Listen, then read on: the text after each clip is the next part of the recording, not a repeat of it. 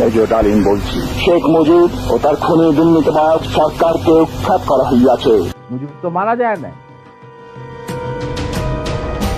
শেখ মুজিবকে হত্যা করা হয়নি। ৭৫-এ তিনি সেনা অভ্যুত্থানে মারা গেছেন। হঠাৎ করে সাংবাদিক ইলিয়াস হোসেনের লাইভে এসে এমন দাবি করেছেন ৫০ বছর পর বীর মুক্তিযোদ্ধা মেজর ডালিম।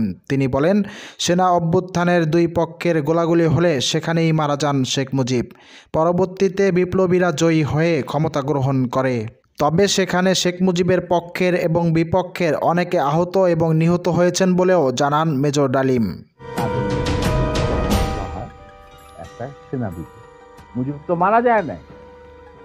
মুজিব নিহত ঘটাকালে সেনা অভ্যুত্থান তো আর খালে আছে, মার্বেল খালে না, ওখানে দুই পক্ষ থেকেই গোলাগুলি হয় এবং হতাহত হয় দুই পক্ষে।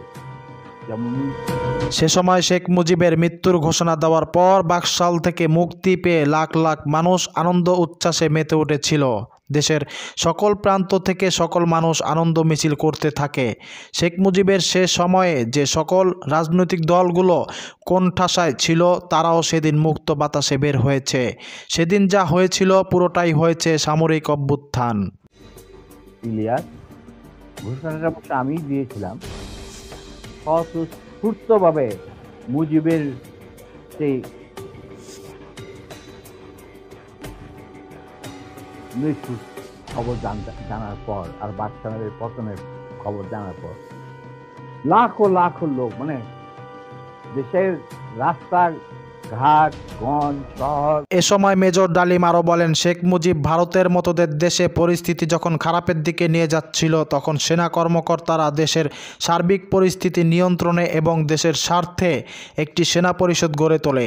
পরবর্তীতে শেখ মুজিব সেটা আর করতে পারেনি। তখনই মুজিব পক্ষ এবং মুজিব বিপক্ষ দুটি দলে বিভক্ত হয় সেনা কর্মকর্তারা।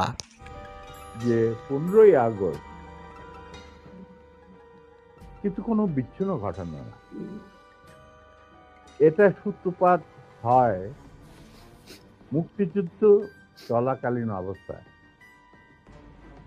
আমরা বুঝতে পেরেছিলাম যে বাংলাদেশের মুক্তিযুদ্ধটা অ্যাকচুয়ালি কাদের ইন্টারেস্টে হচ্ছে। দেখে আমাদের ইন্টারেস্টে হচ্ছে যে আমরা আমাদের দেশ যুদ্ধ করে স্বাধীন করব।